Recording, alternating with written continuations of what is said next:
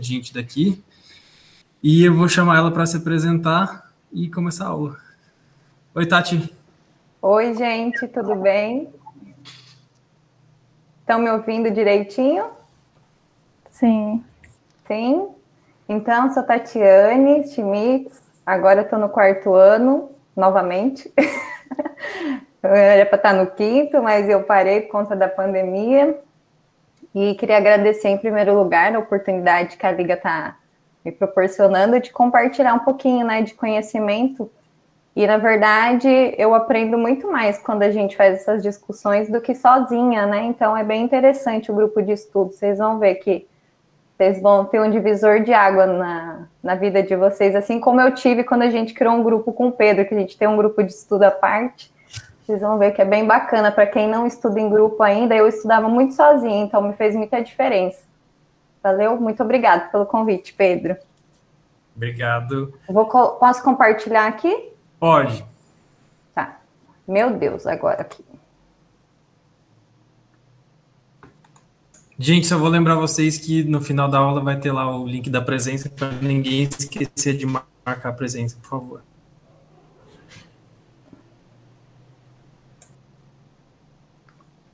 Vocês já estão vendo a minha tela? Lembrou alguma coisa? Sim. Pode ficar à vontade. Tá, só um minutinho. Só para aproveitar que o Pedro lembrou isso aí, lembrar quem está participando da aula e não se inscreveu no processo seletivo, hoje é o último dia, e tem interesse de participar da Liga, né? Hoje é o último dia. E os grupos, alguns temas, alguns grupos, algumas segundas-feiras são grupos de estudos, são exclusivos para membros da Liga. Depois o Pedro explica, acho que no final, para seguir com a aula. Uhum. Obrigado, Tatiane. A gente agradece a sua presença aí, para acrescentar nosso crescimento. Então, eu vou combinar assim, como eu não vejo vocês, mas vocês estão me vendo, o Pedro vai me direcionando aqui com relação às perguntas, se mandar no chat. E se eu cair, alguém me avisa no celular, porque eu já 2 vezes fiquei falando 1 hora sozinha e fiquei falando, nem percebi. Pode deixar, eu aviso. Então, eu coloquei aqui só para... Quem for falar também, não precisa ter vergonha, né? Claro, pode interromper, igual eu falei, aqui é um grupo de estudo, na verdade, eu não estou aqui, eu só sou uma facilitadora hoje, né? Porque as pessoas têm para complementar e acrescentar, eu fico super feliz de poder estar contribuindo. Tá bom? Aí eu coloquei aqui essa frase do Confúcio, que reflete bem aqui o que fala sobre a gente estudar, que é transportar em punhado de terra todos os dias e farei uma montanha, que é o que a gente faz com o nosso conhecimento. Todos os dias a gente estudando, todos os dias a gente dividindo, que seja uma informação que alguém fale para você, isso é uma sementinha, fica lá plantada e depois a gente vai colhendo tudo isso daí. Então, achei bem legal essa frase, eu sempre gosto de pensar nela para começar. Então, hoje o nosso assunto vai ser o diabetes mellitus, né, ou mellitus, que é a segunda principal causa lá de atendimento na unidade básica que vocês fizeram o levantamento. Eu não me recordo o nome da unidade básica, eu vi esses dias, mas eu não me lembro mais. Mas ela é a segunda causa depois da hipertensão, que foi o Pedro falou semana passada, né? Já me apresentei, sou Tatiane. Então, o que eu preciso saber sobre a diabetes? Vou conceituar o que é a diabetes em primeiro lugar, né? Que ela é uma doença, não é uma doença única, ela é um transtorno metabólico, na verdade, né? O que acontece nesse transtorno metabólico? Um distúrbio no metabolismo intermediário, na verdade, né? Esse metabolismo intermediário é aquele processo onde os alimentos são transformados em macronutrientes, né? Proteína, carboidrato e lipídio, para ser transformado em energia. Então, a gente tem um problema ali nesse metabolismo intermediário que vai caracterizar uma hiperglicemia persistente. Ou seja, o meu organismo deveria pegar essa energia que foi produzida pelo processo digestório, né? E utilizar essa energia através do quê? Dos hormônios, que são os hormônios insulina e os hormônios contra-insulínicos, que é o glucagon, a catecolamina, entre outros. Desculpa, Tati, você está passando o slide?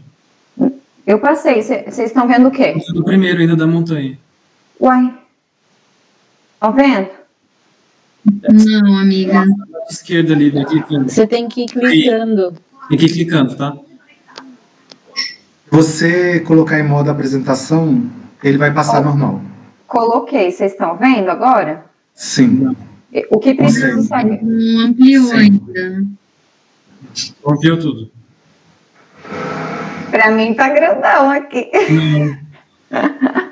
Ai, Jesus, o que eu faço? Será? Abre de novo o arquivo, às vezes resolve. Vou fechar e vou abrir de novo. Desculpa, gente. Não sem problema.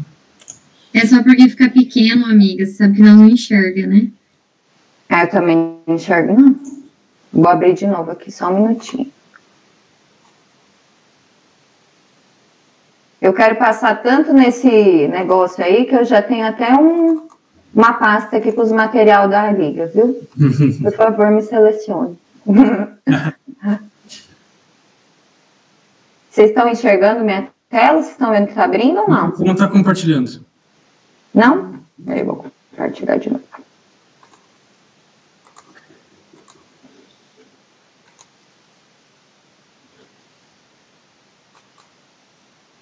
Aí está compartilhando, mas está no slide da montanha. E agora? Agora passou. Estão vendo grande? Que eu ampliei agora. Não está vendo grande. Faz pequeno mesmo, vai clicando do lado, Tati. Tá, vou fazer assim então, tá? Vai ter algumas coisas que vai ficar pequenininho. Eu não sei como aumentar, gente, porque eu sempre fiz assim e funcionava. Enfim. Mas vocês estão vendo. Pequeno, mas estão vendo. Sabe o que faz? Só reduz a lateral, amiga, ali, daí já fica um pouquinho maior. A lateral onde? Aí, essa aí. Como é que reduz isso daqui? Não, ela não vai aumentar, porque o tamanho da altura não aumenta mais. Só vai clicando do lado, Tati, vai apresentando assim mesmo. Tá, então o que eu estava falando, que a diabetes, ela não é uma doença única, né? Ela é um transtorno, é um distúrbio no metabolismo intermediário. Esse metabolismo intermediário, ela é o nosso processo digestório, onde ele faz a digestão dos nutrientes, macronutrientes, né? Proteína, lipídio, gordura, transforma em energia, que isso deveria ser revertido para nossas células. Então, eu vou ter um transtorno chamado hiperglicemia. Essa hiperglicemia, ela é persistente. Por quê? Porque os meus hormônios que fazem parte dessa regulação, dessa homeostase da glicose, eles estão ou deficientes, que seria a insulina no caso, né? Ou ela não está sendo produzida, ou a sua ação não está sendo adequada. Então, tem dois hormônios que controlam esse metabolismo. Dois hormônios não, né? São duas faces desse controle do metabolismo intermediário, que é a insulina, que é um hormônio anabólico, ela faz crescimento, né? Por exemplo, no tecido muscular faz crescimento, no tecido adiposo faz lipogênese também. E os hormônios contra-insulínicos, um deles seria o glucagon, que é o contrarregulador da insulina, que a gente sabe que os dois fazem um feedback negativo para o outro. Eu vou passar, vocês me falam se passou. Epidemiologia, vocês estão vendo? Não. Então, vou deixar ela baixinha mesmo. Então, epidemiologia. Cerca de 415 milhões de pessoas em todo o mundo, elas têm diabetes, né? São pessoas que têm diabetes. Aqui não faz diferença entre diabetes mellitus tipo 1 ou tipo 2, mas a gente sabe que 90% dos casos de diabetes mellitus são do tipo 2, que é o mais frequente. 80% dessa população, desses 415 milhões de diabéticos, eles estão em países em desenvolvimento. Índia é um país que tem muito caso de diabetes, o Brasil e tudo mais. E o Brasil tem uma população de cerca de 12 milhões de pessoas acometidas por diabetes. Então, é um número bem grande de pessoas. Na verdade, o grande problema da diabetes, como a gente vai ver, são os problemas que ela traz com ela, né? A morbimortalidade que ela acaba levando as pessoas, né? Ai, gente, eu tô nervosa, vocês não ligam não, viu? Não fica fazendo meme de mim depois. Epidemiologia. Então, aqui eu busquei quais são as doenças que mais matam no mundo, lá no site do PebMed, né? Tem alguns artigos e tudo mais. A diabetes, ela se encontra em 9º lugar aqui, só que essa referência é de 2017. Eu não achei lá um mais atualizado, mas aqui já demonstra que ela é uma doença que mata muita gente no mundo. E aqui, uma mais recente... agora o meu negócio não está passando. Aí. Uma mais recente é um levantamento. Esse documento aqui é um levantamento, foi um estudo que as pessoas fizeram de vários estudos de 1990, não sei se vocês conseguem ver aqui embaixo. Vocês estão vendo o meu Sim. computador? Aqui. Então, de 1990 a 2016, esse estudo aqui levantou esses dados. Então, desde 1990 até 2016, quais foram as principais causas de morte no Brasil? Então, em 1990, diabetes ela se encontrava no 11º lugar.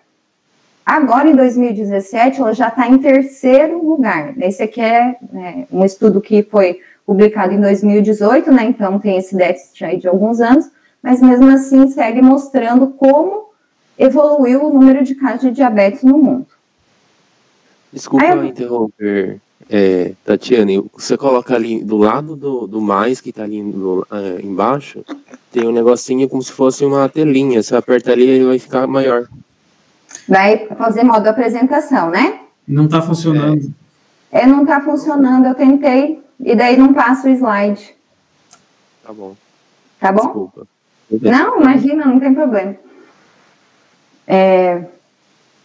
Anatomia e histologia do pâncreas. Eu vou colocar aqui só para a gente lembrar, né? Porque a gente vai falar muito de insulina.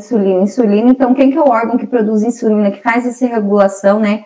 Tanto do glucagon quanto da insulina, é o pâncreas. Coloquei mais aqui a título do pessoal que está iniciando, né? Às vezes a gente precisa de umas informações que a gente está vivenciando, porque senão a gente se sente muito perdido, né? Não vou dar ênfase em inervação, linfática, essas coisas, nada. Só com relação à estrutura e à caracterização do órgão, né? Lembrando que ele tem 4 porções, uma cabeça, um colo, um corpo e uma cauda.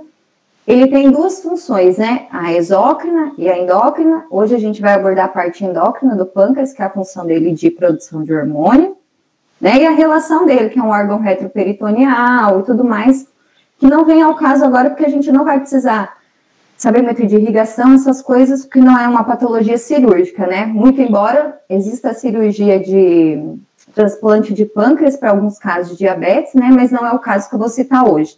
E lembrando que eu estou enfocando a minha abordagem mais no atendimento da unidade de saúde, né? O nosso primeiro contato ali, porque a gente vai se formar médico generalista, a gente não vai se formar médico endocrinologista, nem nada disso, né? Nem cirurgião, nem nada. A gente vai ter que encontrar como que a gente vê esse paciente no primeiro atendimento da gente lá na unidade básica de saúde. Aí aqui que é o interessante para nós. Como que é a anatomia e histologia desse pâncreas? Eu já falei que ele tem uma parte endócrina e uma exócrina. A exócrina a gente deixa para lá e a endócrina a gente vai abordar aqui, que aqui tem uma figura ilustrativa, né, mostrando os islotes do pâncreas, né, onde tem as células que são produtoras de hormônio. A célula alfa, tem a célula beta, tem a célula delta, tem a célula PP. Cada uma produz um hormônio. A gente mais para frente já vai ver, então, aqui como elas estão dispostas. A gente tem os acinos pancreáticos, que fazem parte da porção exócrina do pâncreas, né? Que produz as lipases, as amilases, que vão fazer parte da digestão, né? Dos alimentos, que caem lá na segunda porção do duodeno, para fazer o processo digestivo. E a parte endócrina, que é dada por esses islotes pancreáticos aqui, né? Onde a gente tem as células produtoras dos hormônios. Então, a célula alfa produz o glucagon, que é o hormônio contrarregulador da insulina, e a célula beta produz a insulina. A célula delta produz somatostatina, que é um outro hormônio também envolvido nessa contrarregulação hormonal. Então, aqui só para lembrar, o mapa mental, né, um mapa mental sobre o pâncreas exócrino e endócrino. Então, a organização é em acinos do exócrino, produz a amilase e as lipases, e o endócrino, que ele tem nas islotas de Langerhans, as células alfa produzindo glucagon e a beta-insulina, que é o que mais a gente vai falar hoje. Tá, então a gente viu que o pâncreas produz esses hormônios, né, e por que ele produz? Porque a gente tem uma fisiologia, né, uma homeostase da glicose. A gente tem que ter uma homeostase da glicose. Por quê? Porque a glicose é um substrato fundamental para alguns tecidos que não têm outra fonte de energia, não consegue utilizar, por exemplo, o cérebro só usa a glicose. Então, quando a gente tem um transtorno nessa homeostase, o cérebro acaba pagando o pato muitas vezes, né? Então, a gente tem que ter um controle direitinho. E como é que funciona? Bom, a gente come, né? Porque a gente precisa de energia. Então, esse alimento, ele vai ser degradado, vai passar pelo processo digestório e vai, no final das contas, virar ou a glicose, ou o aminoácido para fazer crescimento, né? Reparação tissular, essas coisas, ou gordura, porque a gente sabe que a gordura vai para vários lugares fazer suas funções específicas também. A glicose, quando eu tenho um aumento da glicose depois, né, de uma refeição, ela vai estimular quem? Lá no pâncreas, né, minha corrente sanguínea vai levar essa glicose lá, ela vai estimular a minha célula beta pancreática a produzir o quê? Insulina.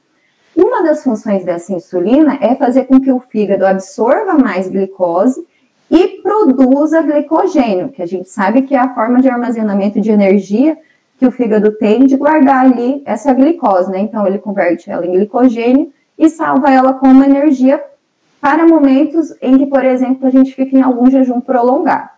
Isso se chama glicogênese, formação de glicogênio.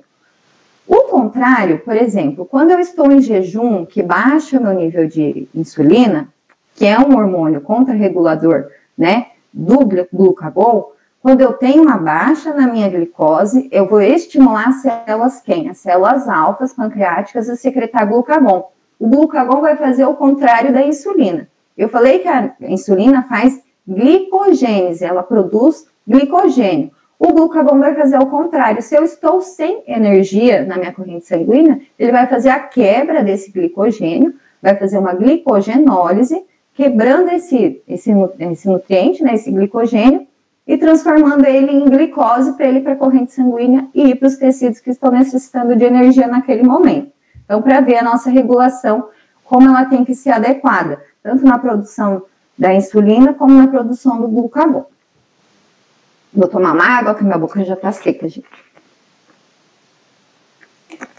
Então, a glicose, quando ela está lá, a gente se alimentou, ela está lá na corrente sanguínea. O que acontece com ela? Ela vai chegar em determinados lugares que ela vai ter seus transportadores. Eu destaquei aqui 2 que são os mais importantes, mas existem vários, como vocês podem ver, tem GLUT9, 10, 11, 12, enfim. O GLUT2, a gente vai ver mais para frente, que ele está presente nas células beta-pancreáticas e ele tem uma função da gente produzir a insulina. Ele regula a liberação da insulina. E o GLUT4, a gente tem no músculo, na gordura e no coração. E por que é importante eu ter esse GLUT ali? Porque é dessa forma que a glicose consegue entrar lá dentro dessa célula muscular, dessa célula adiposa e dos meus miocitos. Então, eu preciso que esse GLUT seja exposto, porque vocês vão ver que ele não está exposto toda hora na membrana celular, para que ele possa, a glicose possa adentrar essa célula e fazer sua função, que é dar energia, né? Então, como é que funciona o mecanismo da secreção de insulina? A insulina, ela é produzida pelo aumento da glicose. Então, quando eu tenho uma baixa da glicose, ela fica lá quietinha e quem vai ser secretado é o glucagon. Quando eu tenho glicose circulante, me alimentei, aumentou meu nível de glicose, ela vai chegar aqui, né, na minha membrana da minha célula beta-pancreática, onde eu tenho um transportador de glicose com difusão facilitada. Isso aqui é uma difusão facilitada, ela não gasta energia, porque ele já está ali com a boquinha aberta esperando para entrar. Esse transportador de glicose GLUT2, a glicose entra e vai fazer o quê? Vai produzir ATP. Não vou entrar em mais detalhes bioquímicos, aqui eu não sei quem o pessoal deve estar tendo bioquímica, é muito interessante a gente conhecer de verdade para saber o que acontece na célula, mas assim, senão vai ficar muito extensa a aula também, né? Então, ela vai fazer o quê? Ela vai ser fosforilada, né, essa glicose, vai passar pelas vias de produção de energia e vai fazer uma fosforilação oxidativa gerando ATP. O que é importante aqui a gente lembrar? Então, a glicose entrando na célula, ela aumenta o ATP, vai produzir ATP e a grande quantidade de ATP intracelular, vai bloquear esse canal aqui, que é o canal de potássio. Esse canal de potássio, ele é bloqueado quando a gente aumenta o ATP. Vai bloquear a saída do potássio, mudando o potencial de membrana aqui dentro, mudando o potencial elétrico ali dentro dessa célula. Fazendo o quê? Uma despolarização. Então, se está saindo negativa aqui, ela vai ficar mais positiva aqui dentro, né? Em vez dela ficar negativa, ela vai ficar mais positiva porque eu estou acumulando esse potássio lá dentro. Essa despolarização vai fazer o quê? A abertura de um canal, do canal de cálcio, que é esse canalzinho amarelinho aqui. Esse cálcio entra e a gente sabe que assim como nas membranas lá dos receptores dos neurônios, né, onde produzem acetilcolina, sempre quando entra o cálcio vai fazer o quê? Vai fazer o acoplamento das vesículas, por exemplo, vesículas de neurotransmissores como acetilcolina, entre outros, vai fazer o acoplamento dessas vesículas que tem a insulina aqui dentro com a membrana para poder ser exocitado aqui para fora. Então, o que eu preciso? A glicose chegando, aumento da minha glicose, ela faz todo o processo de fosforilação, aumenta o meu ATP, bloqueia o meu canal de potássio, despolariza a célula.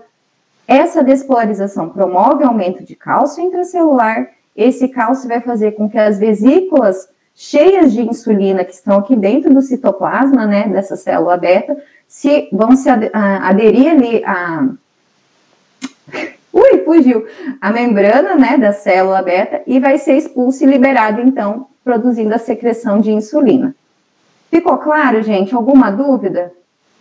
Posso tocar o barco? Pode ir. Mecanismo de ação da insulina, então. Então, eu vi que a minha concentração de glicose aumentada estimulou minha célula beta pancreática a produzir a insulina. Essa insulina vai fazer o quê? A gente tem que lembrar que ali na célula beta pancreática eu não precisei de nada para essa glicose conseguir entrar lá dentro. Ela estava como se fosse o portãozinho dela aberto. Já no músculo, no coração e nas células adiposas, eu vi que eu tenho que ter a insulina agindo para essa glicose conseguir entrar lá dentro daquela célula. E como isso ocorre? A glicose, ela tem um transportador. É uma proteína quinase transmembrana que tem dois domínios, um domínio alfa e um domínio beta. O domínio alfa, ele é um domínio que quando ele não tem a ligação da insulina nele, ele fica bloqueando, como se ele ficasse travando esse domínio beta aqui para não fosforilar. Eu vou passar aqui a outra imagem que está mais bonitinha para a gente ver. Aqui. Então, quando a insulina se liga, faz uma modificação na conformação dessa porção alfa aqui, que vai permitir a autofosforilação dessa unidade beta. Essa unidade beta vai se autofosforilar. E o que é essa fosforilação? Ela é uma proteína tirosinquinasa. A tirosinquinasa, ela faz fosforilação, né? Ela adiciona um fosfato à sua composição.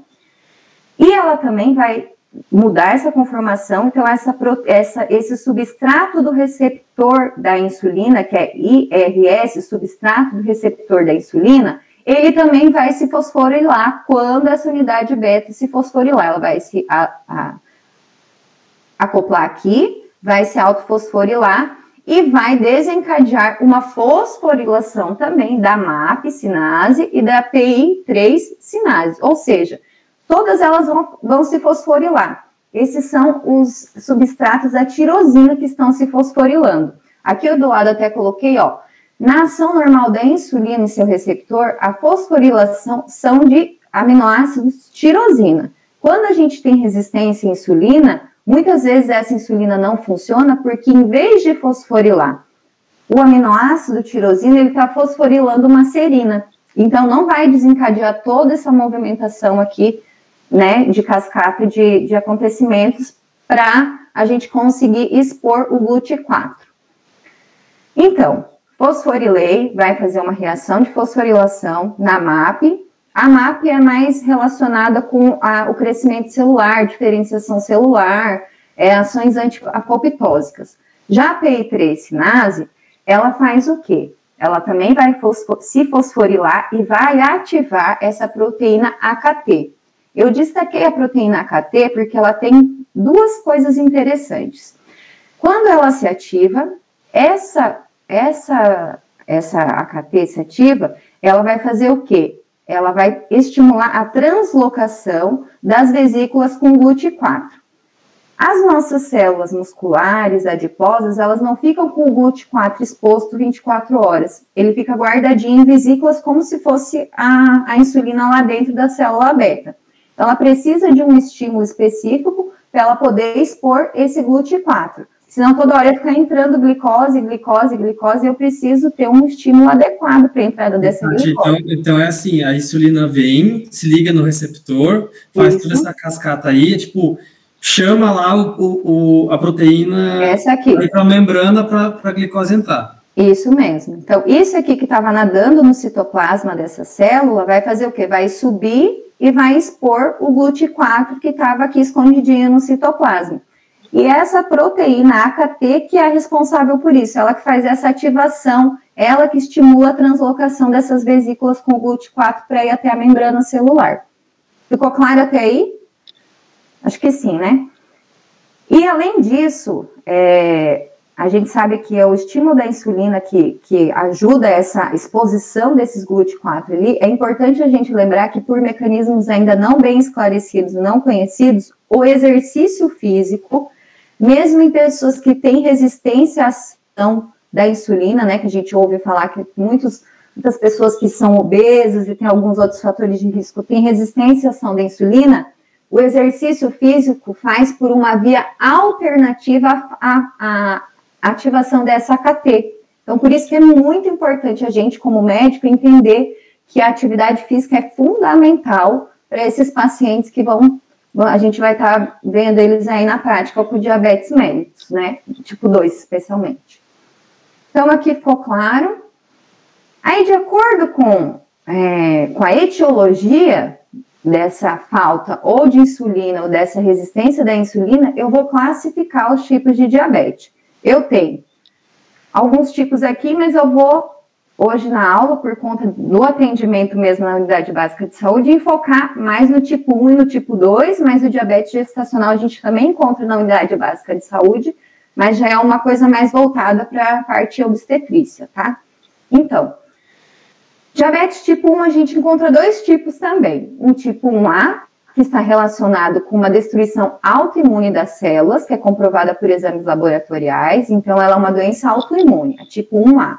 E a tipo 1B, ela também destrói as células pancreáticas, né, células beta-pancreáticas, mas a gente não tem muito bem estabelecido o que faz com que ela se destrua. Então, eles chamam ela de natureza idiopática. Já o diabetes mellitus tipo 2 é uma perda progressiva da secreção insulínica combinada com uma resistência insulínica. Todas as coisas que eu li, na verdade, falam o seguinte, que começa com uma resistência à ação da insulina por fatores muitas vezes genéticos e fatores hereditários. Então, a pessoa começa a apresentar uma resistência insulínica, aí a gente vai ver que tem um octeto de De Fronzo. Ele estabeleceu por que existe um círculo, né, um círculo de vários acontecimentos que fazem essa hiperglicemia acontecer, e um vai alimentando o outro, mas para frente eu vou mostrar para vocês. Aí também tem a diabetes gestacional e os outros tipos de diabetes, que são a MOD, a neonatal, por secundária endocrinopatias, infecções e outras coisas que eu não vou entrar nesse mérito da discussão. Aí lembrando que a diabetes, ela tem uma fase pré-clínica, né, que é a intolerância à glicose, e as fases clínicas, que é o diabetes mellitus tipo 1, tipo 2, de novo, e o secundário, que muitas vezes a gente tem que lembrar dos fármacos que o paciente usa. Lembrando que beta-bloqueador, tiazídicos, os glicocorticoides, eles também aumentam a glicemia, então a gente tem que estar fazendo uma anamnese bem legal, perguntando ao paciente o que ele usa, né, para a gente descartar uma provável diabetes, entre aspas, secundária ao uso de algum medicamento. E lembrando que dentro da diabetes tipo 1, não sei se vocês já estudaram, já ouviram falar, que ela é bem relacionada à criança, a pessoas mais jovens, né, crianças de 10 a 14 anos é o principal alvo.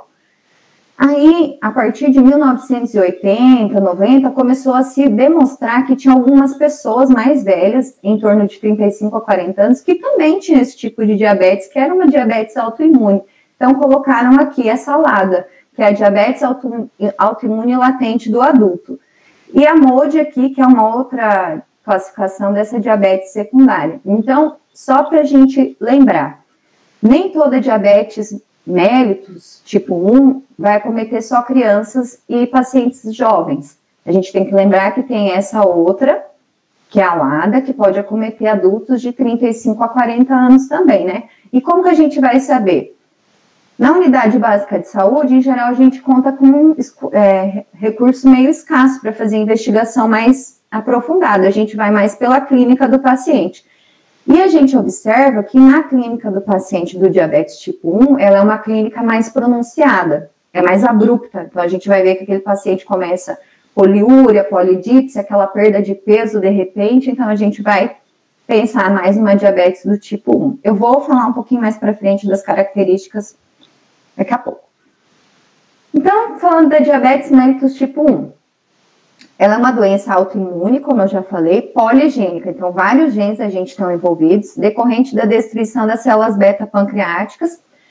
O que vai ocasionar isso? Uma deficiência completa, né? A princípio pode ser parcial, mas não tem jeito. Quando a pessoa tem diabetes, ela vai acabar fazendo um processo que chama insulite, que é um processo inflamatório, né, daqueles slots de Langerhans lá, vai acabar danificando, e infelizmente essas células não vão voltar mais. Então é um processo degenerativo que não tem mais volta. Como eu já coloquei, ela tem dois tipos, tipo 1A e tipo 1B, que é a idiopática. E aqui eu vou falar sobre a diferença entre uma e outra, mas assim, com mais ênfase da tipo 1A, que é, dentre as diabetes, eu falei, que a tipo 2, 90% dos casos são as mais frequentes. Agora, dentro da tipo 1, 90% são essas autoimunes que a gente sabe a origem, que é uma origem autoimune, e a gente sabe o que é. A gente vai encontrar os autoanticorpos circulantes, especialmente esse anti-insulina IAA, que é o insulin antibody, que é o que primeiro aparece, né, quando a gente está na suspeita lá, que está iniciando aquele quadro de poliúria, polidipsia, naquele paciente pequeno, né, de 10 a 12 anos, é o primeiro que vai positivar. Então, na tipo 1A, a gente tem o processo de insulite, a presença de autoanticorpos circulantes. De forma geral, a gente vai ter um quadro, igual eu falei, abrupto. Muitas vezes, a primeira apresentação desse paciente já é uma cetoacidose diabética, que é aquela perda fulminante, onde o paciente já vai em coma, já vai bem desestabilizado. Eu também não vou entrar em detalhes aqui sobre cetoacidose, sobre meu Deus, fugiu, sobre as coisas, fugiu, sempre foge, alguma coisa sempre foge da minha cabeça, sobre as apresentações crônicas e tudo mais, não vou entrar nesses detalhes, vou falar mais superficialmente o que a gente acaba atendendo mais na unidade básica de saúde. Então, a cetoacidose diabética é, em geral, a primeira apresentação desse paciente que tem diabetes mellitus tipo 1A.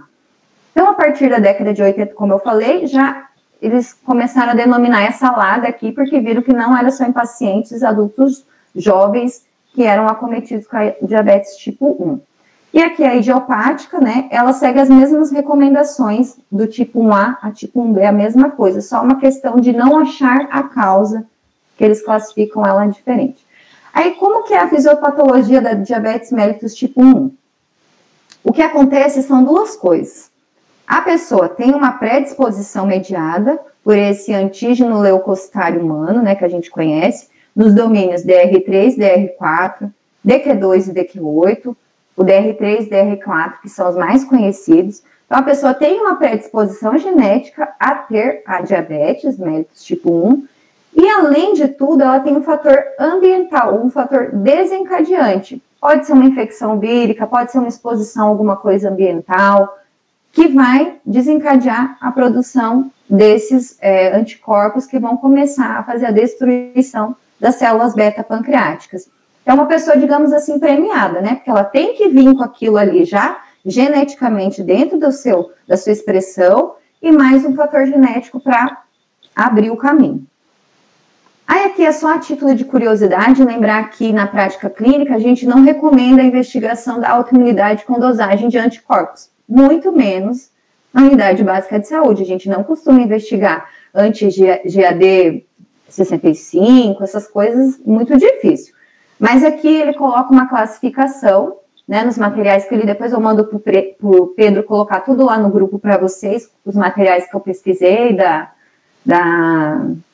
dos manuais de atenção de saúde, né, aqui do Brasil. E o que é importante na diabetes tipo 1 que a gente tem que lembrar? Como a diabetes tipo 1, eu falei que ela é relacionada com uma doença autoimune, o que a gente tem que fazer? Rastrear doenças que também são doenças autoimunes que a gente pode encontrar. Então, a gente vai rastrear doença celíaca e tiroidite de Hashimoto, que são doenças autoimunes também. Quando que eu vou rastrear? Eu estabeleci o diagnóstico da diabetes tipo 1. No diagnóstico, eu já vou investigar se tem doença celíaca ou se tem tiroidite de Hashimoto. Aí, depois, a celíaca, em 2 e 5 anos do diagnóstico, né? Se eu não encontrei já na hora que eu fiz o diagnóstico de diabetes, eu pedi lá o exame e veio que a doença celíaca, eu não vou mais investigar.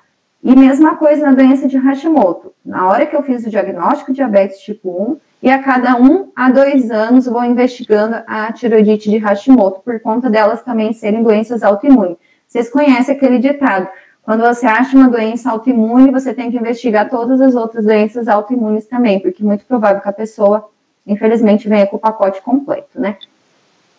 Então, como é que é a característica clínica dessa pessoa com diabetes tipo 1? A gente vai ver aqui no desenho, né? Geralmente são crianças, né? Crianças, adolescentes, adultos jovens, que vão apresentar os 4P. Poliúria, polidípsia, polifágia, que não entrou, a perda de peso está aqui embaixo. O que é a poliúria? A poliúria, o paciente, ele fica com o sangue dele com muito soluto, que a glicose é um soluto. O que ela vai fazer? Ela, quando passa lá pela filtração renal, né? Assim, a grosso modo falando, vai passar pela filtração renal e ela vai atrair muita água. Então, para a gente tentar eliminar essa glicose elevada, a gente vai eliminar muita água. Eliminando muita água, o que acontece? Eu acabo perdendo a concentração plasmática, além dessa glicose já estar aumentada, desse soluto já estar aumentado, eu acabo perdendo água. E quando, né, a gente tem esse sangue chegando lá no hipotálamo, nos osmorreceptores, eles vão dar um gatilho da sede. Então, a pessoa vai perder muita água pela urina, vai ter muita sede, porque está perdendo isso, porque o soluto está muito concentrado no sangue. Polifagia, por quê? Porque a pessoa não tem, a célula dela está entendendo que não tem energia. Mesmo tendo hiperglicemia na corrente sanguínea, ela não entende que ela tem energia, porque aquela energia não está entrando onde ela deve estar, não está entrando ali na minha musculatura esquelética, não está entrando no meu tecido adiposo. Então, o meu organismo entende que ele está com fome, então aumenta a minha fome. Além de tudo, a perda de peso, porque a gente viu que a insulina, agindo lá nos receptores dela no tecido adiposo, ela vai fazer lipogênese, aumento do tecido adiposo. E isso eu não vou ter no meu paciente com diabetes mellitus tipo 1, porque ele não tem insulina. Então, eu vou acabar fazendo o quê? O efeito do glucagon, que é a lipólise. Então, se o meu organismo entende que eu não tenho insulina, porque eu não estou produzindo, quem vai contra-regular é o meu... Fugiu de novo. É o outro lá que controla, que fugiu o nome agora, mas tudo bem. Também vou ter cetoacidose por conta do quê? Se a minha energia não está chegando porque eu não tenho insulina, a minha glicose não consegue entrar dentro da minha célula. E eu não estou conseguindo produzir energia, eu vou começar a buscar energia de outras formas.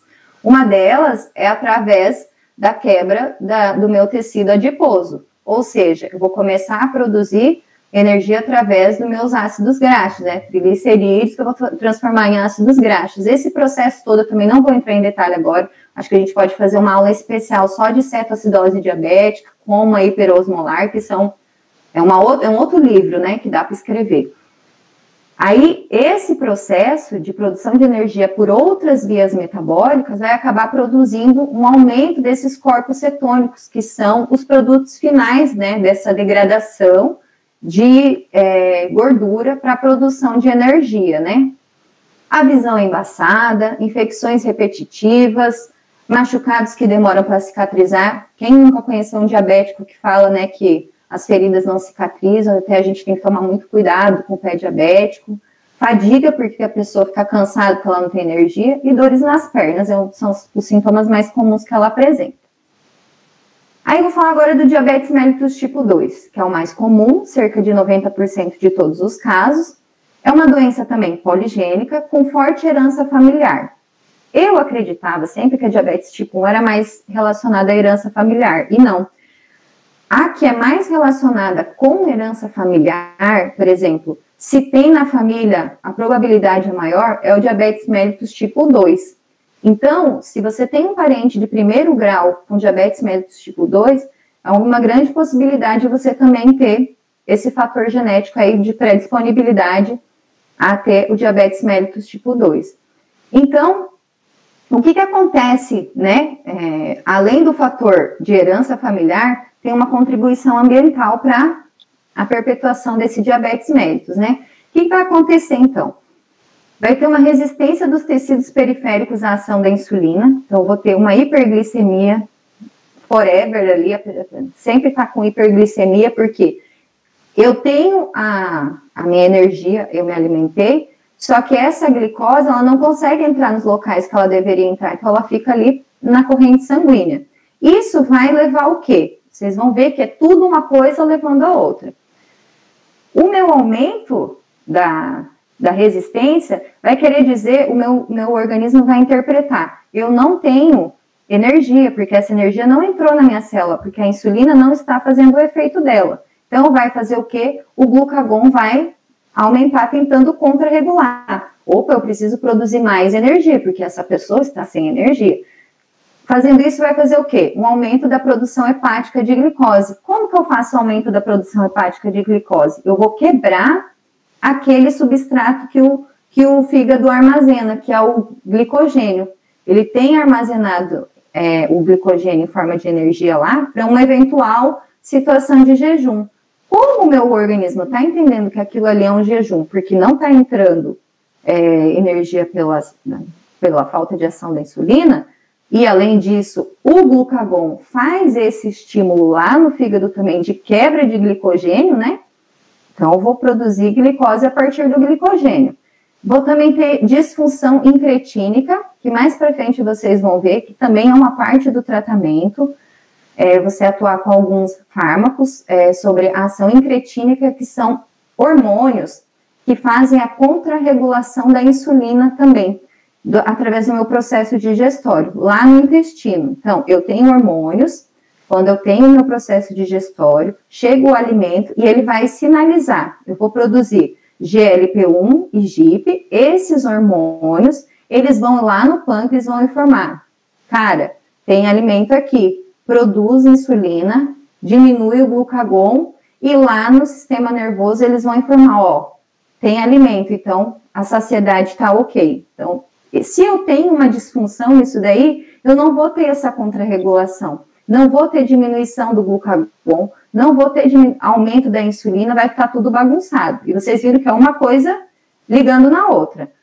Aumento da lipólise e consequente aumento dos ácidos graxos livres circulantes, porque se eu estou entendendo que meu corpo está em jejum, não está entrando energia, eu vou fazer o quê? Eu vou quebrar a energia de onde eu tenho. Ou das proteínas lá do músculo, né? Vou utilizar os meus aminoácidos das fibras musculares, ou eu vou fazer a lipólise, quebrando os triglicerídeos em ácido graxo e vou liberar na corrente sanguínea. Que essa grande quantidade de produção de ácido graxo, a depender do tamanho dessa hipoglicemia, vai causar uma cetoacidose diabética. Aumento da reabsorção renal de glicose e variados graus de deficiência na síntese e na secreção de insulina. Então, tudo isso está ligado e esse estudioso aqui, De Fronzo, ele colocou o octeto né, criou esse octeto de Defrozo, ou octeto ominoso, vocês podem procurar, que explica a fisiopatologia da diabetes mellitus tipo 2, que explica por que essa pessoa está sempre em estado de hiperglicemia. E tudo começa com essa resistência da ação da insulina. Igual eu já falei, que pode ser por um fator genético, uma predisposição, e que você ainda complementa com fatores ambientais, uma obesidade, uma falta de exercício físico, tudo isso leva você a expor mais ainda esse fator genético que você já tem. Aí vai falar tudo de novo o que eu falei. Então, se eu tenho uma diminuição da captação de glicose, lá no meu sistema nervoso, eu vou ter uma diminuição, né, uma disfunção dos neurotransmissores que são responsáveis pela saciedade, a pessoa vai ter mais fome, vai produzir ainda mais energia, vai entrar mais energia, vai aumentar a hiperglicemia. Se eu não tenho insulina, eu vou entender que não tenho energia, vou fazer a glicogenólise, vai ter um aumento do glucagon, porque eu entendo que eu estou sem insulina, então um contrarregula o outro. Diminuição da secreção da insulina, porque é um processo citotóxico, né? Esse processo do diabetes mellitus tipo 2, ele vai levar com que as células beta-pancreáticas, elas façam assim, um pico de produção de insulina para tentar compensar essa resistência que foi instalada a primeiro momento, e como ela dá esse pico muito grande, daqui a pouco ela causa uma falência, então ela vai ter uma diminuição brusca também na secreção da insulina, que é um processo reversível, né, no diabetes mellitus tipo 2. Então, assim, a gente intervindo na vida da pessoa, nos hábitos e tudo mais, a gente consegue modificar e consegue fazer o paciente ter uma boa qualidade de vida. Aí aqui, disfunção das incretinos, da GLP-1 e o GIP, e aumento da lipólise, né? Isso causa lipotoxicidade, que vai causar mais resistência à insulina, porque quando eu quebro muito ácido graxo, ele vai atuar lá no receptor da insulina, e isso causa como se fosse um processo inflamatório, e ele vai causar mais resistência à insulina, ou seja, é um alimentando o outro. E aumento da reabsorção de glucose, porque meu rim vai entender que eu estou sem energia, e a gente sabe que na filtração, nas primeiras porções lá dos túbulos renais, a gente absorve praticamente 99% da glicose que passa por ali. Então, ele faz processo de reabsorção, por quê? Nosso organismo, ele é feito para a gente economizar energia. Então, o rim não quer perder nem um pouco de glicose, de energia, então ele sempre está reabsorvendo. E ele vai cada vez reabsorver mais, porque essa glicose fica cada vez mais alta no sangue, então ele vai aumentar mais ainda essa reabsorção de glicose, que chega a níveis que mais ou menos por minuto se reabsorve 180, né, é o máximo que ele consegue absorver. Quando a pessoa está numa resistência à insulina tão grande, ele chega a conseguir reabsorver 300, né, por minuto, quase o dobro da capacidade normal dele de reabsorver a glicose. Então, o paciente fica com muito glicose também, porque ele faz esse processo de reabsorção, porque ele está achando que ele não tem energia. Gente, ficou claro? Vocês estão aí ainda? Sim. Características clínicas. Eu mostrei lá que na diabetes tipo 1 é uma clínica aguda, abrupta. Na clínica da diabetes tipo 2, em geral, o paciente já vem com complicações tardias já. Porque ela, assim, igual o Pedro mostrou lá na aula de hipertensão, que é uma doença, assim, silenciosa. A diabetes, ela é um pouco menos silenciosa que a hipertensão, mas mesmo assim é uma doença que não dá muitos sinais, a não ser, assim, se a pessoa já tem a suspeita na família, alguma coisa assim. Mas, em geral, na unidade básica de saúde, a pessoa vai aparecer quando ela já tem alguma complicação tardia, ou a apresentação usual do diabetes mellitus tipo 1, que é a poliúria, a polidite, a perda de peso, sem explicar, mas em geral ela vem como? Apresentando proteinúria, por exemplo, você vai lá fazer um exame laboratorial de rotina por alguma coisa e você começa a perceber que ela está perdendo proteína na urina. Retinopatia, a pessoa vem queixando que ela já não está enxergando direito, né, tudo mais. Neuropatia periférica, a pessoa vem queixando que ela está com formigamento, queimação nos membros inferiores ou nas mãos. Doença aterosclerótica, aqui a gente vai ver que a relação do diabetes mellitus com a doença arteriosclerótica, as doenças cardiovasculares, péssimo, né? Porque a gente viu lá, quando eu mostrei em epidemiologia, que a principal causa de morte no mundo é a doença cardiovascular. Então, se você somar que a diabetes é um dos fatores principais de risco para a doença cardiovascular, a gente vê que o número sobe lá para cima. Então, é de grande valia a gente rastrear os pacientes que ainda não são diabéticos e evitar mais mortalidade na vida deles. E infecções de repetição, especialmente infecções de pele e infecções do trato urinário. Aí aqui eu coloquei para exemplificar, né, a neuropatia, que é a complicação crônica mais comum e mais incapacitante do diabetes. E a retinopatia, ela é a principal causa de cegueira reversível que a gente conhece, né? Então, são coisas assim que a gente pode ver que impactam muito na vida do paciente, quando a gente já pega tarde ele. Tem muitas coisas que a gente já não consegue mais fazer, que a gente sabe que tudo que dana nervo não volta mais, né? Ou se volta com a função muito, muito prejudicada, né?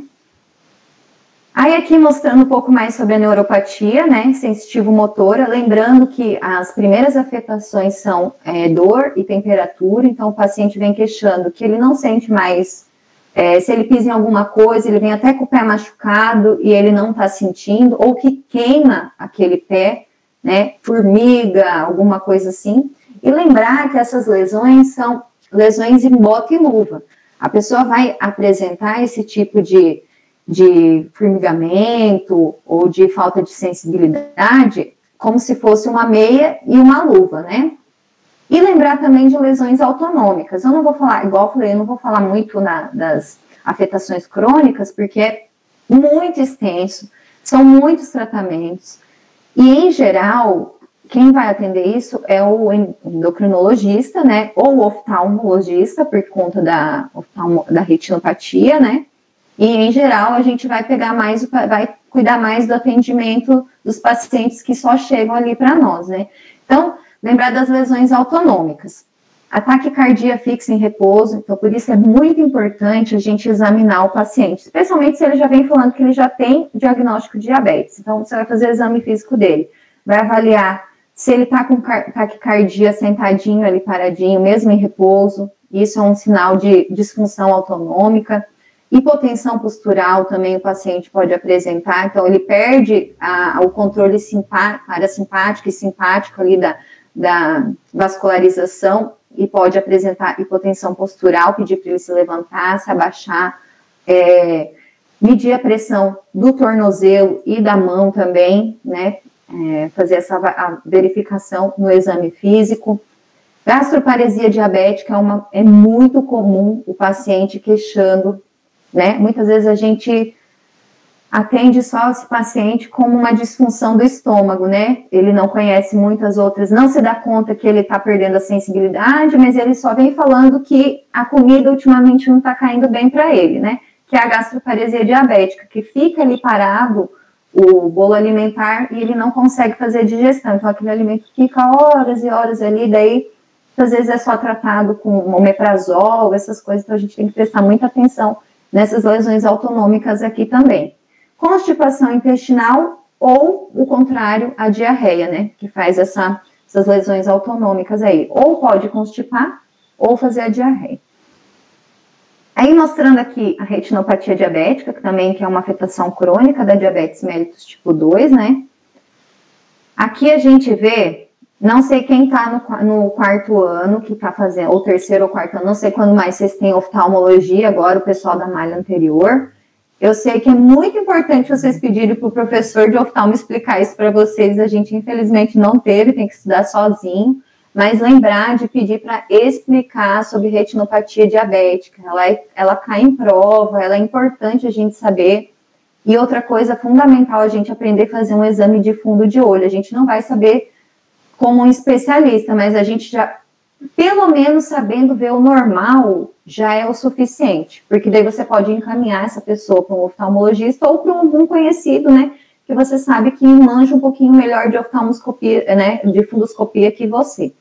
Então, na retinopatia diabética, a gente tem a não proliferativa, que seria a inicial, Não proliferativa por quê? Porque a gente ainda não vê neoformação de vasos sanguíneos. A gente sabe que sempre quando a circulação sanguínea, quem está vendo a anatomia patológica, quando acontece algum processo ali de tumoração e tal, vai fazer formação de novos vasos. Então, quando eu tenho a mesma coisa, quando eu tenho uma obstrução de alguma artéria no coração, ele vai fazer o quê? Vai buscar fazer novos vasinhos para irrigar aquilo ali. E aqui acontece a mesma coisa. Então, quando ela é não proliferativa, ela ainda está no início. O que eu vou ver? Pequenos aneurismas, os exudados duros, que são os algodonosos, né? Exudados algodonosos, que chama, que são os exudados duros, e algumas hemorragias, mas as hemorragias são bem pequenas. E na retinopatia proliferativa, a gente vai ver que os sangrados são maiores, as hemorragias vão ser maiores, e especialmente crescimento anormal dos vasos sanguíneos, ou seja, essa irrigação aqui não está legal, porque a gente sabe, é assim, o nervo e vaso, eles têm uma relação muito estreita com a glicose. Quando eu tenho um aumento da glicose, é um processo inflamatório endotelial e do nervo que vai acabar afetando. Por isso que a gente tem a neuropatia e as retinopatias por conta dos vasos sanguíneos, né? Então, a gente sabe que a glicose, ela acaba atuando ali, grosseiramente falando, como um processo inflamatório, estimulando processos de crescimento celular, de lesão celular. Lá na neuropatia, a glicose, ela faz até a modificação dos microtúbulos. A gente lembra que na estrutura do citoesqueleto do neurônio, ele tem os microtúbulos. Então, o excesso de glicose que leva a um processo inflamatório, que vai produzir algumas citocinas que vão diminuir a função do citoesqueleto. Então, ele perde a conformação dele. Entre outras coisas que é bem grande. Eu vou mandar para o Pedro depois para vocês lerem lá um artigo que fala sobre a parte de neuropatia, de vascularização, por que a diabetes acaba levando a isso, mas aqui rapidamente só falando. Então, fundoscopia fundamental para o nosso paciente com diabetes mellitus, e aqui uma casca de banana nas provas, que é o edema de papila bilateral, né? Não sei se alguém já estudou, aqui a gente tem o disco óptico, né, e aqui a gente tem a mácula. Então, aqui o disco óptico, ele tem que ser fininho, né, bonitinho, não pode estar edemaciado. Aqui, não sei se vocês conseguem observar, é como se ele tivesse inchadinho. Aqui é um edema de papila, tanto nessa como nessa daqui. Eu não vejo edema de papila na retinopatia diabética, é pergunta de prova. Muitas, dos materiais que eu estava pesquisando, das aulas que eu vi, eles falavam que se pergunta muito, você viu um edema bilateral, é relacionado com diabetes. Não é relacionado com diabetes, é relacionado com hipertensão arterial. Então, só uma dica, só para a gente lembrar. Aí eu estava falando, então, eu vi o funcionamento do pâncreas, vi como... Estou falando ali, interrompendo também das causas de infecção urinária, né? Sim. Que o rim lá, ele dobra a absorção da glicose, mas tem uma hora que ele não consegue mais absorver, então ele vai começar a liberar a glicose na urina, né? Sim. Porque a glicose é um substrato para crescimento de bactérias, lembrar também que ter a glicose na urina por causa da diabetes vai aumentar o número de infecções urinárias.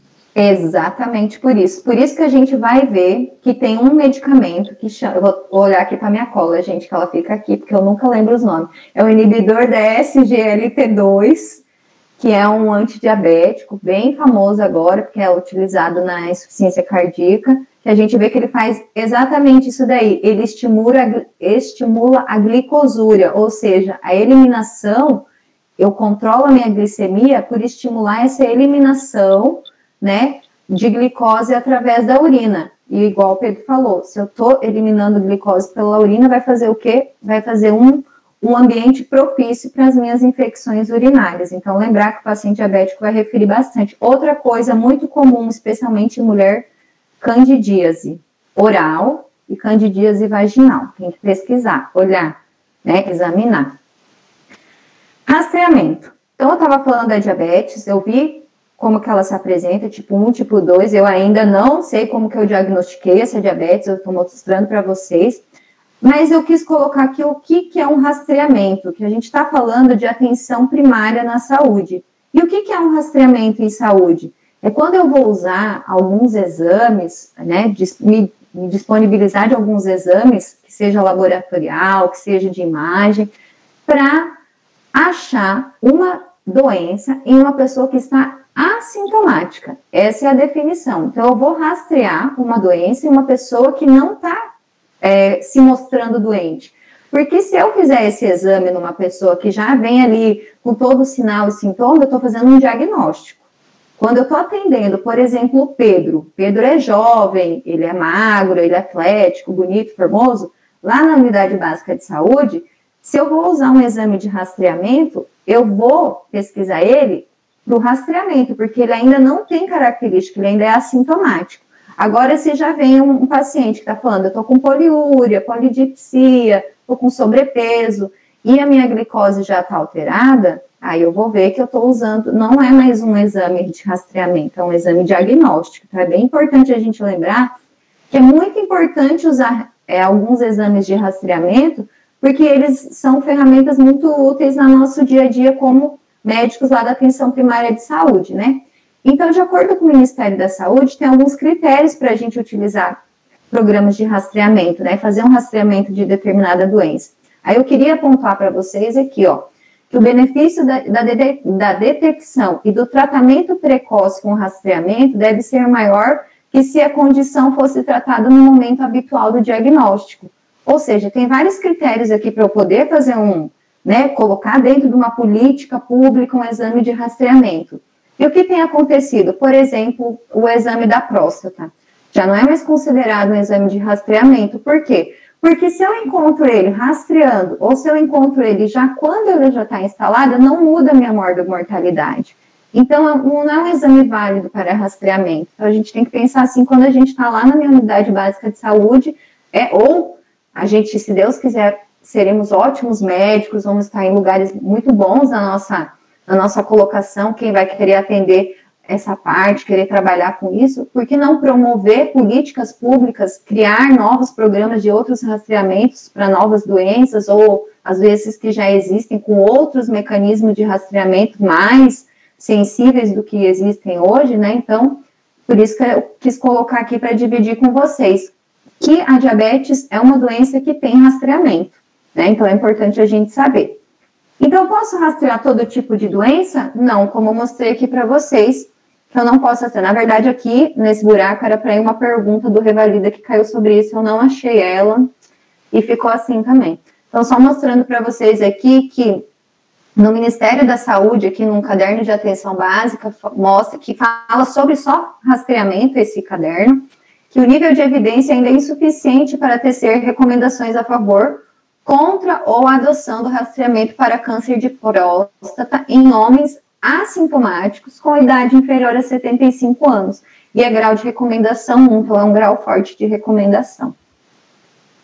Então, na diabetes mellitus, eu falei para vocês que é uma doença que eu já vi que ela tem uma clínica bem estabelecida, a gente a conhece muito bem, a gente sabe que se a gente intervir nela antes dela se instalar, se eu conseguir evitar que a pessoa entre na diabetes mesmo, né, porque a gente tem essa fase pré-clínica, a gente consegue evitar uma série de morbimortalidades. O custo para a saúde cai bastante, então é legal a gente fazer rastreamento.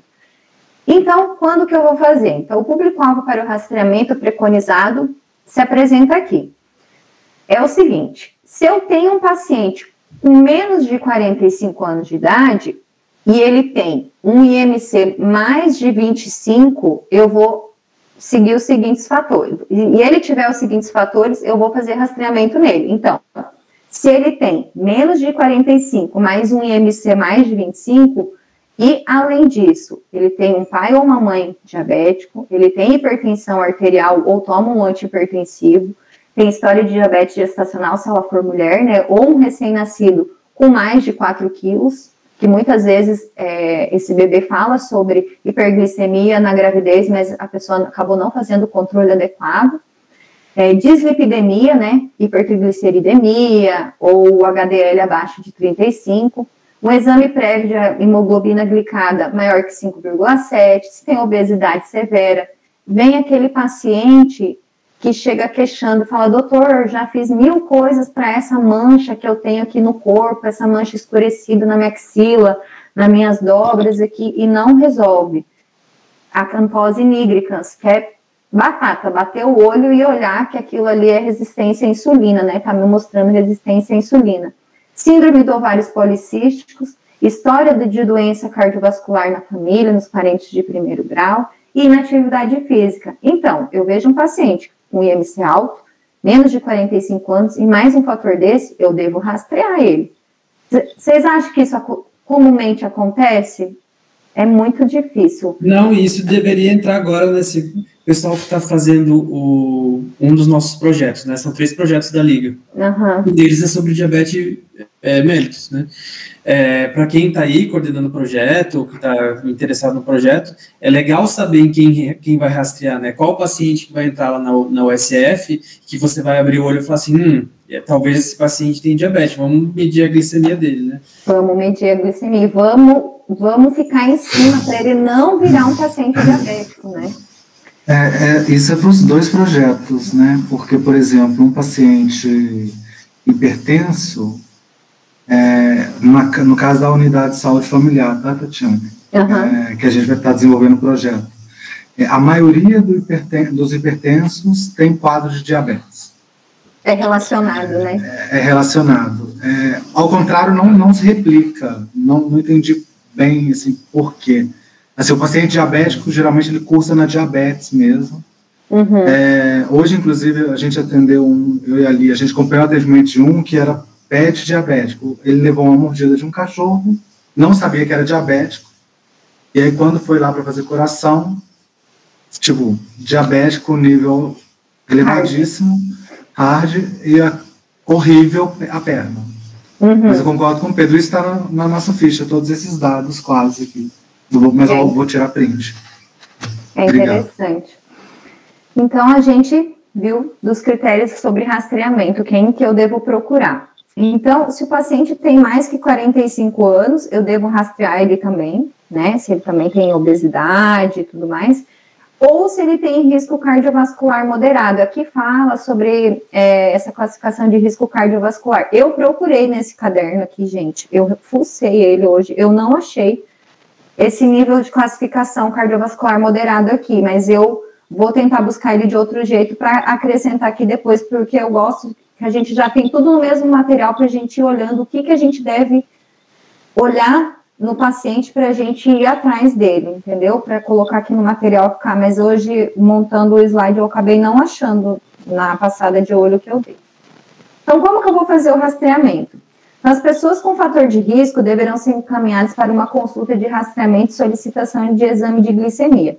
Eu não sei como funciona direito as unidades básicas de atendimento. Eu tive pouco contato quando eu fui nutricionista, né, assim, ficava mais na parte de projetos e palestras, essas coisas, não via muito o atendimento em si. Se alguém for, né, enfermeiro, ou teve contato, quiser compartilhar a experiência, é válida. Mas o que deve ser feito? Então, o paciente ele vem por algum outro motivo. Aí você, fazendo a história clínica ali, você observa que ele tem aqueles fatores de risco, né? O paciente tem um IMC maior, ou a enfermeira, né, por exemplo, ele vem para um controle de hipertensão. Aí ela vê que ela tem uma circunferência abdominal maior do que o normal, né, tem aqueles fatores de risco, ela deve encaminhar para uma consulta de rastreamento. Então, não existe evidência para a frequência desse rastreamento ideal. Se a pessoa veio, fez o exame, deu negativo, né, controlou a glicemia, deu negativo. Alguns, como aqui coloca, sendo testada a cada 3 a 5 anos, se deu negativo, não sabe se é bom ou ruim esse 3 e 5, porque o nível de recomendação é E, então não é uma boa recomendação. O ideal é que ele fizesse um acompanhamento anual, né, todo ano ele viesse. Então, em caso de tolerância diminuída à glicose, a glicemia de jejum alterado ou diabetes gestacional devem ser testados mais frequentemente, por exemplo, anualmente. É o que costuma-se dizer. A diretriz Os manuais, eles escrevem uma coisa, mas o bom senso, você como médico, você deve seguir um bom senso. Por exemplo, você vê que aquele paciente, naquele rastreamento, ele não apresentou alteração, mas você vê que ele tem forte fator genético, ele tem forte carga ambiental, você não vai esperar para rastrear ele daqui 5 anos, mesmo a diretriz dizendo isso. Então, você tem que ficar ligado nisso daí, ter a tua conduta pessoal também, né? Recomenda-se que a consulta de rastreamento, então, para a população-alvo definida, ela vai ser realizada, então, primeiro por enfermeiro da UBS, às vezes isso é pergunta de prova também, quem que faz esse primeiro rastreamento, esse primeiro levantamento é o enfermeiro, depois ele vai encaminhar o médico, no segundo momento, para confirmar o diagnóstico, então ele levanta a suspeita, aí o médico vai confirmar. Então, os objetivos dessa consulta vão ser o quê? Conhecer a história dessa pessoa, realizar exame físico, verificar a pressão arterial, os dados antropométricos, o exame físico completo, cálculo de MC, identificar fatores de riscos para diabetes, como a gente já mostrou antes, avaliar as condições de saúde dessa pessoa, se ele está bem, se ele não está bem, se ele tem depressão, se ele não tem, se ele mora com alguém, se ele não mora, solicitar os exames laboratoriais necessários para contribuir com o diagnóstico e para a decisão terapêutica ou preventiva, que a partir daí, desse conteúdo, né, dos exames laboratoriais, a gente vai estabelecer tem ou não tem diabetes e como que vai ser a minha terapêutica a partir daí. Gente, já deu 9 e pouco, vocês topam ir? Ainda estamos... eu acho que eu tinha combinado com o pessoal que poderia ser até sempre 9h30. Como tem muito slide ainda, a gente pode continuar no outro dia também. Amanhã tem reunião da Liga para todos os participantes, né, que é a primeira terça-feira do mês. Mas a gente podia achar depois ali um outro dia, faça uma votação no grupo, alguma coisa assim, para continuar a aula. Mas eu acho que você pode seguir até 9h25, por aí. Beleza, então eu vou continuar. Então, falando do rastreamento, né? A gente viu em quem a gente deve fazer, como que é o primeiro atendimento. Aí aqui, em um outro material, eu achei esse Find Risk aqui, que é um questionário para a estratificação do risco dessa pessoa ter diabetes em 10 anos. Então, quando você recebe um paciente na atenção primária, esse paciente, ele é saudável, você está ali acompanhando ele, né, porque a gente está pensando em unidade de saúde da família, você tem que fazer um atendimento longitudinal, preventivo. A unidade básica de saúde, ela é preventiva, a gente não quer que a pessoa adoeça, a gente não quer tratar a doença, quem trata a doença vai lá no hospital, a gente quer prevenir a doença, ali na atenção primária.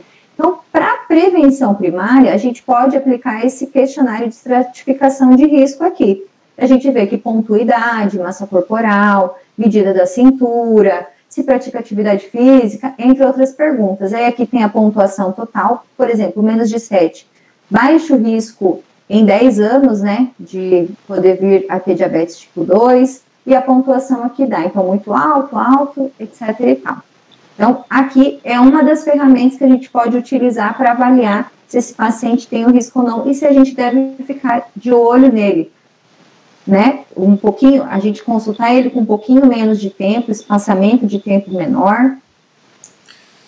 Tati, eu não sei se você vai entrar num outro assunto agora, se essa parte vai demorar, mas a gente podia talvez encerrar aqui, daí fazer meio que um resuminho em 5 minutos do que foi falado agora, sim, só para refrescar a cabeça de todo mundo, daí a gente abre o microfone e quem quiser falar alguma coisa. Sim, concordo.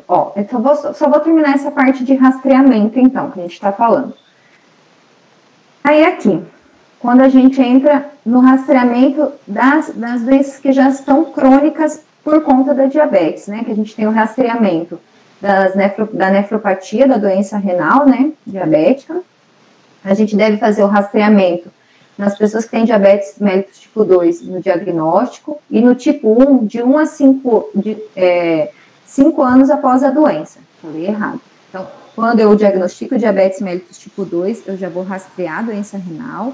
E na tipo 1, depois de 5 anos da doença, porque a gente sabe como ela é abrupta, logo que o pâncreas perde a função dele, eu já consigo verificar que eu já estou com hiperglicemia. Então, eu já consigo, depois de 5 anos, fazer esse rastreamento.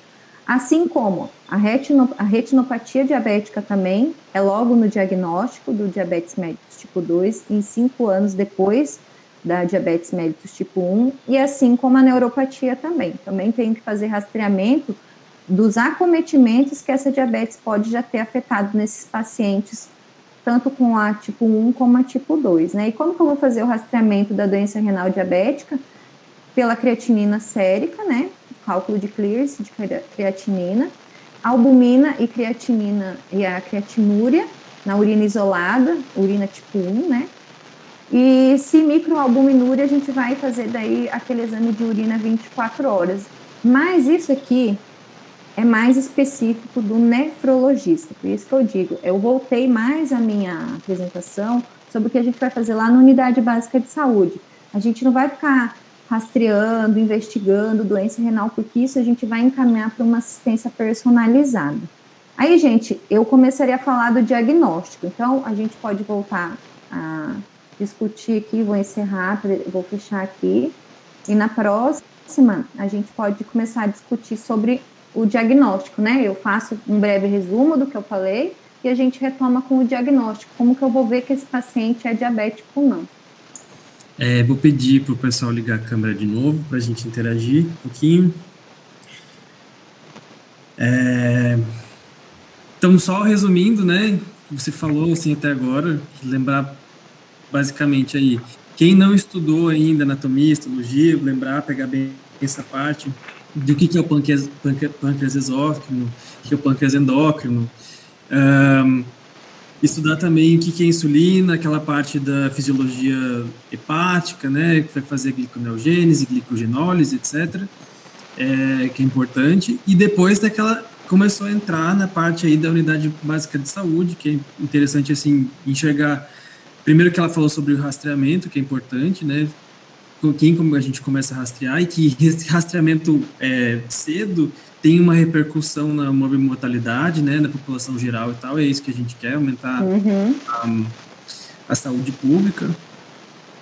Que mais, Tati? Dessa parte é só isso, né, mas é bem importante a gente lembrar desse rastreamento, que eu achei fundamental colocar, porque a gente, com medidas fáceis, que é mudança de estilo de vida, a gente já consegue impactar muito na vida do paciente, né? A gente vê que ali no Paraguai, a alimentação deles é com muito carboidrato, a gente consegue fazer bastante coisa se a gente conseguir fazer esse rastreamento adequado e mostrar, né, para eles a importância dessa modificação desses hábitos de estilo de vida. Eu acho que a gente vai conseguir ter muito bons resultados ali. Também para o pessoal saber identificar diabetes tipo 1, tipo 2. Tipo 1, tipo 2, quem não viu ainda. E ficar de olho, então, nesses sinais, nesses sintomas clínicos. Os 4P, né? Gente, lembrar, porque tanto na tipo 1 como na tipo 2 a gente pode ter poliúria, polidipsia, polifagia e perda de peso. É mais característico da tipo 1, mas a tipo 2 também, né? Como a gente acaba atendendo, infelizmente já o paciente já é mais crônico, essa diabetes já é mais arrastada, ele já provavelmente vai estar apresentando isso daí também. E prestar atenção nos sinais daqueles pacientes que não estão diagnosticados, né? Que é a degeneração neuropática, né? Neuropática. Que vai começar o paciente que começa a perder sensibilidade de mão, pé, essas coisas, dificuldade de cicatrização. E principalmente aquele sinal da acantose nigricans. É verdade. Eu não comentei por que se dá aquilo lá. A gente tem resistência insulínica em todos os tecidos, exceto na pele. A pele, ela não tem resistência à insulina. Então, os melanocitos, eles ficam bem receptivos a essa glicose. E aí eles ficam escurinhos, porque eles estão hiperproliferativos. Então, por isso que ela parece aquela mancha escurecida, né? Geralmente aqui no pescoço. Isso, dobras, na axila, nas dobras cutâneas, então é bem importante. Então, lembrando que é por conta da pele não ter essa resistência à insulina, que ela consegue captar essa glicemia elevada ali, e o melanocito fica doidão trabalhando e fica hiperproliferativo, então ele fica bem escuro. É isso, gente. Alguém tem alguma pergunta para fazer para a doutora Tati aqui? Esse assunto? O Pedro fez maior propaganda, fiquei mó nervosa. Você ensina muito bem. Foi ótima a aula.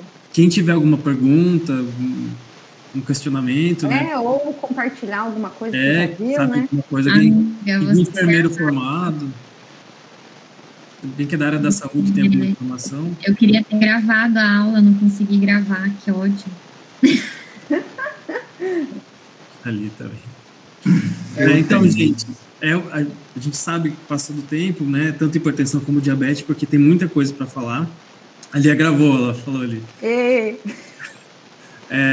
Tem muita coisa para falar e que é das doenças mais prevalentes. E tanto o hipertensão e o diabetes andam juntos, então serve para os dois. Uhum. Eu acho que tem bastante coisa ali também para falar sobre o rastreamento, que também é um outro projeto da Liga ali. Quero agradecer a todo mundo que apareceu. A gente bateu 29 pessoas hoje. Então, parabéns para todo mundo que ficou aí. Que mais? E achar o dia para Tati poder fazer a continuação dessa aula. Primeiro perguntar para ela que dia que ela pode, depois a gente volta, né? Que dia que seria melhor. Eu só não posso na quinta-noite que eu tenho reunião da Liga de Onco. Mas se for antes também, eu acho que são às 8 horas a reunião, então... Poderia, não sei o que o pessoal acha, poderia ser na quarta-feira? Pode ser quarta? Gente. Tá bom, pessoal. Às 8 do Brasil, 19 do Paraguai. Isso. E fiquem espertos, porque vem aula boa por aí de novo, com certeza, sem pressão. Aí eu vou falar, vai faltar a parte do diagnóstico e a parte do tratamento e do acompanhamento dessa pessoa lá na unidade básica. Claro, gente, tudo com relação às coisas que eu pesquisei aqui do Brasil, tá? Porque no Paraguai a gente sabe que não existe, assim, um protocolo bem definido, bem estabelecido e tal. Então, é tudo baseado na política pública aqui do Brasil para o acompanhamento do diabetes. Eu não sei quem pode fazer também o link da lista de presença, gente. Não sei. Mas tem alguém aqui que não está no grupo de estudos? Foi mandado o link ali para o pessoal entrar no grupo do WhatsApp, onde a gente vai passar o material. Às vezes pode passar pergunta do Revalida, quem tiver alguma informação também pode compartilhar lá. Não é um grupo que todo mundo fica falando o tempo inteiro, então acho que fica meio fácil de achar as informações. Quem não tem o link, né, então, quem não entrou no grupo, vou passar o link de novo aqui. Daí no grupo eu passo a lista de presença, que não foi feita ainda. Né? Obrigada, gente. E é isso, gente. Obrigado. Lembrar que até hoje, para se inscrever na Liga, quem tem interesse, nós somos bem legais.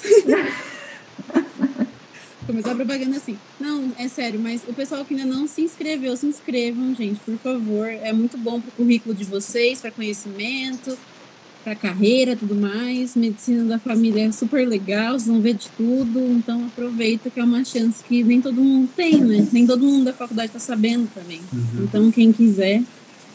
Verdade. Depois, a Liga vai poder acompanhar os projetos lá dentro da Unidade Básica de Saúde. Então, é bom saber... ter uma base teórica, né, sobre essas enfermidades e tal. Lembra que o grupo de estudo não tem presença obrigatória, participa quem quer a hora que quer, e tem o outro grupo que vai ser de aulas prático-teóricas, né, mais teóricas, do pessoal da Liga. E lembrando que na segunda-feira que vem tem uma aula obrigatória dessas, viu? Mas eu reforço na quarta-feira. Então, quarta-feira, 19 horas do Paraguai e 20 horas do Brasil, né? Então tá bom, gente. Obrigada, gente. Obrigado a todo mundo. Obrigada, ótima aula. Não tirou a foto. Obrigada a você. Peraí, liga a câmera para tirar a foto. Tá todo mundo saindo já.